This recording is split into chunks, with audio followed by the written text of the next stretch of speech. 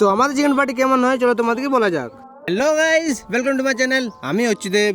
তো আমরা সব বন্ধুগুলা বসেছিলাম কি তার মধ্যে প্ল্যান হলো কি চলো আজকে চিকেন পার্টি করা যাক। তো সবাই আমরা এখন ঘর যাচ্ছি, এখন গাছ রাত হয়ে গেছে, তো এখন আমরা পার্টি করার জিনিস আনতে আছি। তো ঘর থেকে বেরিয়ে সর্বপ্রথম আমরা মাংস কিনতে চলে আসি, থেকে 1.5 কেজি মাংস কিনে চলে আসি এখানে মশলাপাতি কিনতে।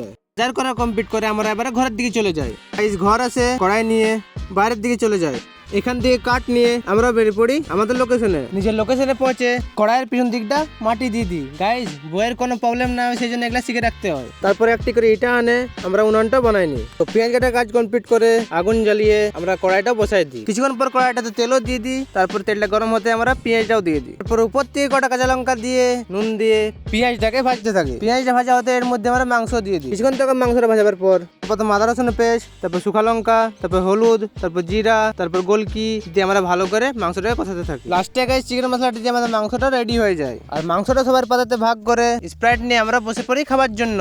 আর গাইস কি না দারুণ হয়েছে খেতে, আর 7 আপের সাথে তো একদম পুরো জমে যাচ্ছে।